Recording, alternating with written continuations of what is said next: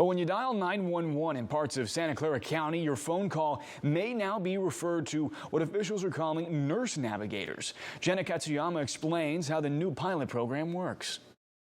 Santa Clara County's 911 call center gets hundreds of medical calls every day. And starting Wednesday, dispatchers are using a new nurse navigator pilot program. Somebody's calling just because they don't feel well, they're sick, they have a cold.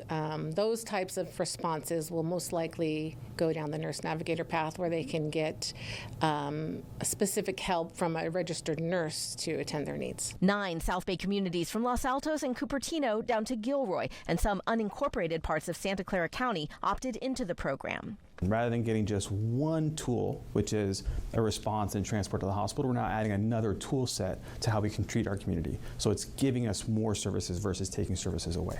911 dispatchers will triage incoming calls, and lower-level medical calls will get sent to the partner company Global Medical Response, which has 30 similar programs nationwide. We have a national call center, and that's where the nurses are staffed. And so the other nurse navigation programs across the country still utilize the same center. And all of the nurses that for this program are California licensed nurses. Santa Clara County says they hope the program will free up resources for the most urgent calls. You end up with someone who needs a prescription refill calling 911 or doesn't have access to their doctor calling 911. And that means that the person who's having a heart attack may not have the resources they need because these resources are being allocated to lower acuity calls. Some residents said they like the idea, but also have concerns. So will the people in 911 have training to determine whether to get an ambulance or not? Lots of people speaking different languages.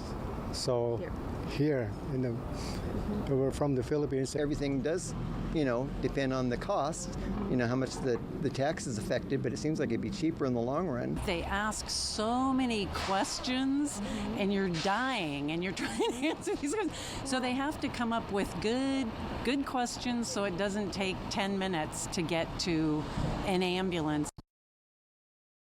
The county says translation services are available. The program will last 3 to 6 months, after which it will be evaluated for a possible expansion.